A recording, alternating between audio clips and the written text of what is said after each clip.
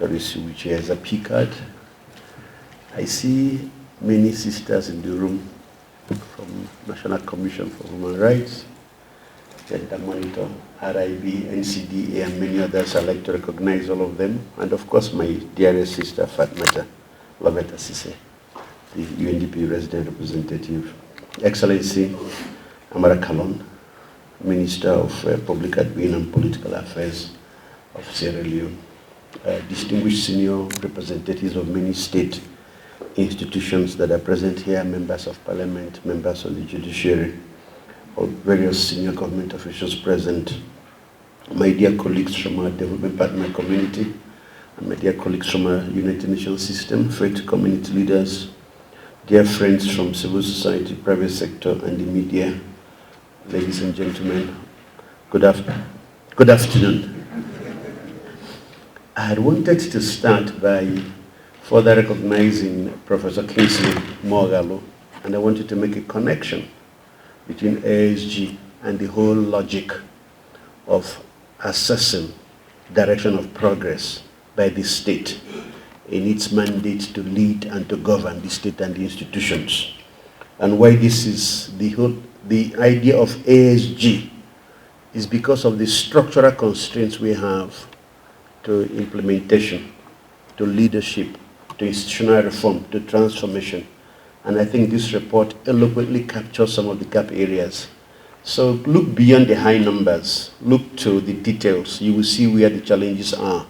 And to some of the feedback that have been provided, actually speak to those issues.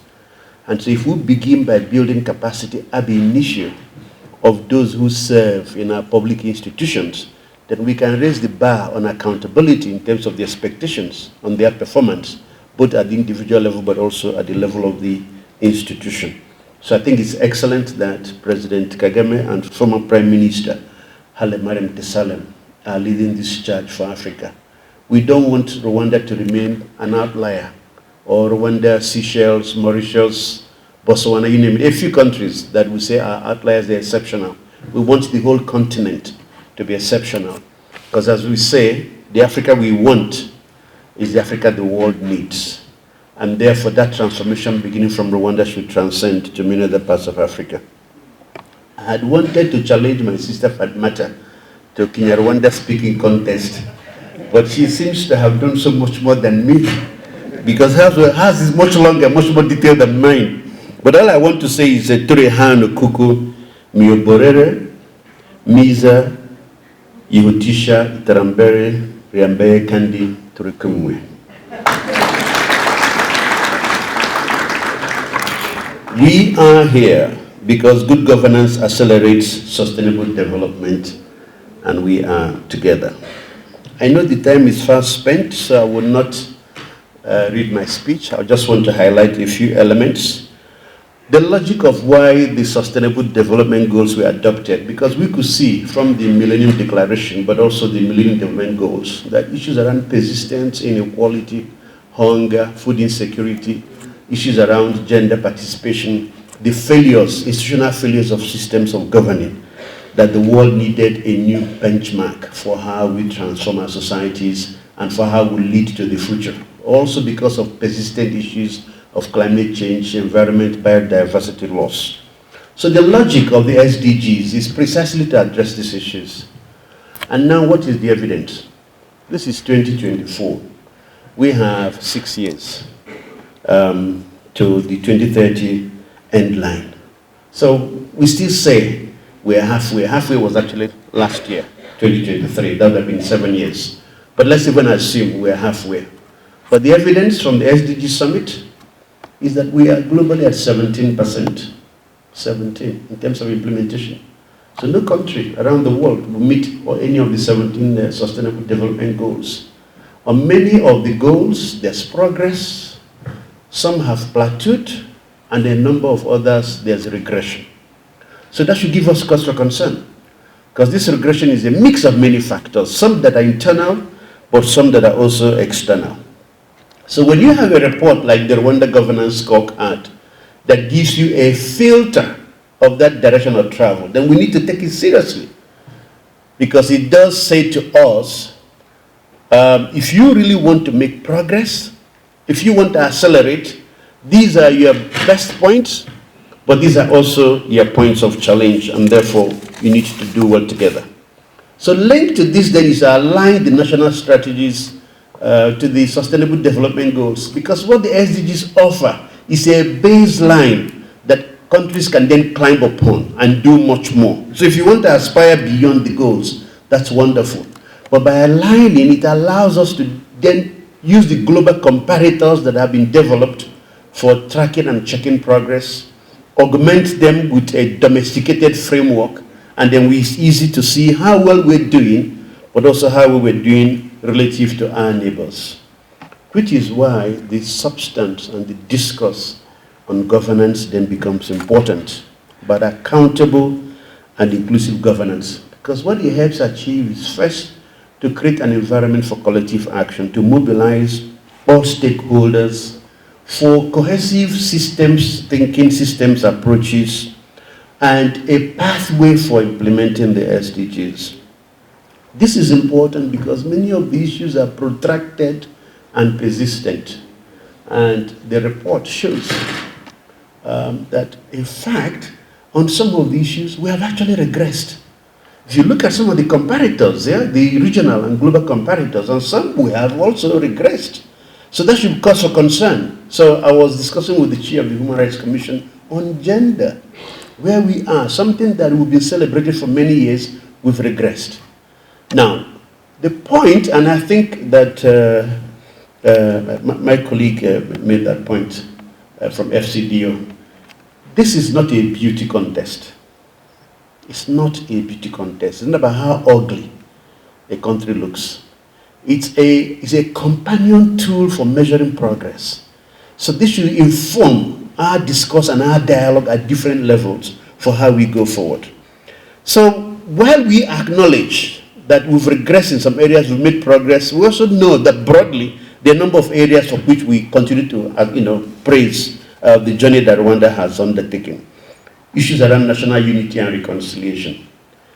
I want somebody to show me a template from anywhere in the world around which you build and reconcile societies, especially a society that has experienced mass atrocity. There's none. So starting from that recognition that there is none, it means that each journey, each national experience is unique. We have to walk our own national pathway. And because each journey is unique, it also means some degree of experimentation. And as with all experiments, there will be forward movement, there will be backward movement. The key is the goal. What is the goal? The goal is a Rwanda that includes and protects all, gives everyone equal opportunity, that lives in peace with their neighbors, and where the legacies of the past don't recur. That's the goal. So if that's the journey, we should be honest to say, yes, we're making progress, but there's more progress that could be made. And we should not be afraid that some of their experiments don't seem to work as we want, but we keep focusing on trying to make them better. Same on issues of peace and security. I think the report is very clear on the state of rule of law in the country, the sense of safety and security people feel, and of course the challenging regional context in which we find ourselves. But acknowledging that a lot of efforts are being made to also address the regional context. And so there's forward and backward movement. So one day we have a ceasefire, one day there's denial there's a ceasefire, but now the experts are working. So we have to continue that journey. Because in the Africa we want, regional integration is a core element of that Africa we want. And therefore our ability to begin to use the economics as a frame for motivation, for incentivization of cooperation becomes dominant rather than the politics. But we have to address the politics in ways that people don't feel threatened in their region, that you don't use hate speech or other forms of exclusion to threaten people. So finding that balance will not be easy. So even though the report suggests some degree of regression, what it does urge us is a refocus on the ambition, on the commitment to continue to try to make it work. Because investments in the instruments of war mean a retrogression of resources, erosion of resources that could be used for development. So the peace and security dimension should encourage us to continue to focus on shared prosperity for peace. Because when there's shared prosperity for peace, when people find mutual satisfaction through those economic relations, it mitigates the incentives for group or other action that leads to exclusion, violence, and war. Third, it's about the progress that has been made on inclusive governance. Yes, there's no perfect system, and what are we seeing in different parts of the world? What we are seeing in different parts of the world is that actually there's no longer a template. Because a few years back, in my early years in the UN system, we used to go to meetings, what we call the Democratic Governance Donor Group, and we used to come with conditionalities about what we want our host countries to do, because this is how you do governance. Well, the reality is, it doesn't work anymore. Because some of the places we used to look for as exemplars themselves will need a healthy dose of advice from all of us here on how you do governance.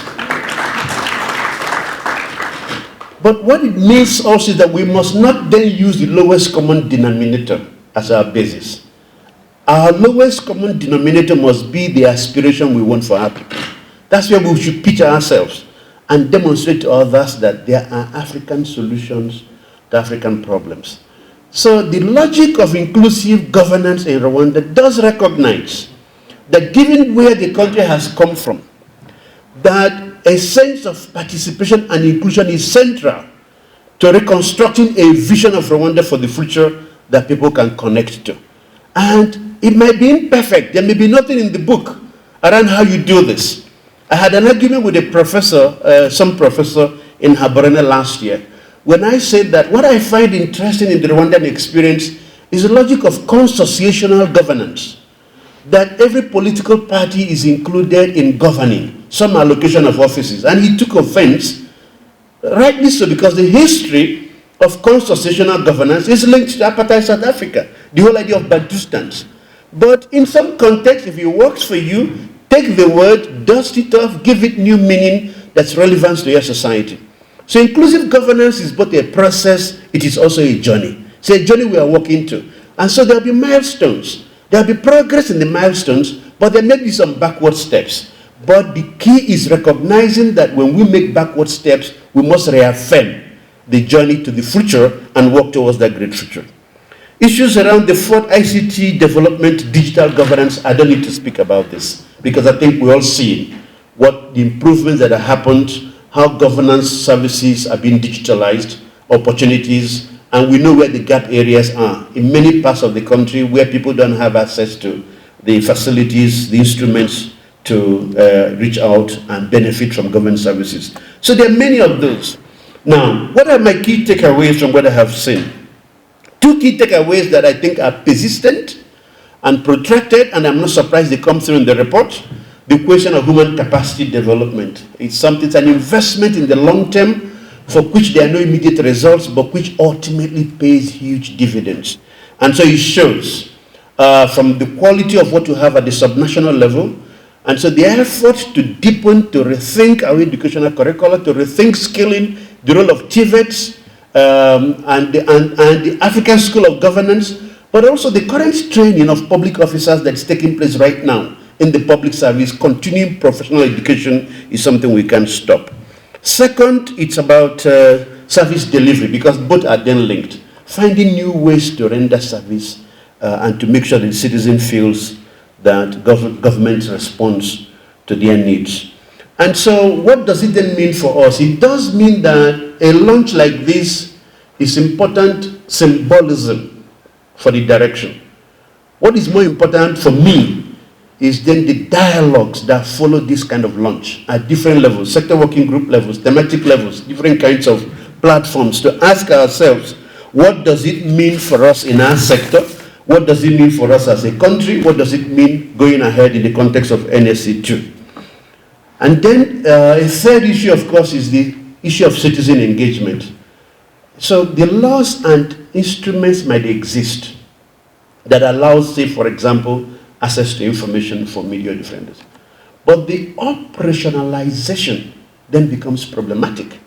So if a law has existed since 2016, as Mr. Habineza mentioned, and hasn't been operationalized, then let's put our hand to the plow and have the dialogue in the different sectors, what needs to happen to operationalize it. What it does is more confidence for the citizens, but what it does is that Rwanda is self-confident in its own internal processes, that it operationalizes the decisions it has made, and it's not a response to what views others from anywhere else might have. So these are ways that help us to strengthen where we want to go as a nation. Finally, as us United Nations system, so first we say the national ambition is our ambition. So NSC2 is very ambitious in terms of where it wants to go. What we have done as a United Nations system is our own document, we call it the Sustainable Development Cooperation Framework. Our own cooperation framework is also very ambitious. It needs to meet Rwanda where it wants to go, not because we bring resources as a UN system. We shouldn't, and we're not designed to bring resources. There are probably friends here from World Bank and ADB and financial institutions and the banks, who are those who are supposed to bring the resources. But to become the connectors, the glues, the platforms for discussing those persistent, protracted development problems, for creating the space where all of us can come together and think them through, and going back to the decision makers with suggestions and ideas, but working very closely with all our development partner colleagues in our sector working groups in different platforms, and coming up with suggestions and ideas, comparative experiences where they've done. But once we put them forward, and the national decision makers have decided on a pathway, our job is to line up in a supportive role behind them. You cannot be more Catholic than the Pope. So when you take that forward, we will line up in a constructive, supportive spirit and walk that journey with you, knowing that there will be stumbles, but we can get up and we'll go forward. But we'll check in with each other through our sector working groups on progress, on lessons learned, what's not working, and we advise some more on retooling. And for us as a United Nations system, there may be some of those issues that are difficult, or sometimes nobody wants to get involved in them. We go there, get our hands dirty, but in a sense of a proof of concept. How does it work in a community where people are so completely excluded that they are not even part of those discussions on socioeconomic transformation? So you do the proof of concept. But the proof of concept is done together with the government, but also together with potential scalable institutions like private sector. So one, it has to be affordable at the end of the proof of concept. The government can take it forward. And two, if it needs to be commercialized or privatized, you have a private sector partner willing to take it forward.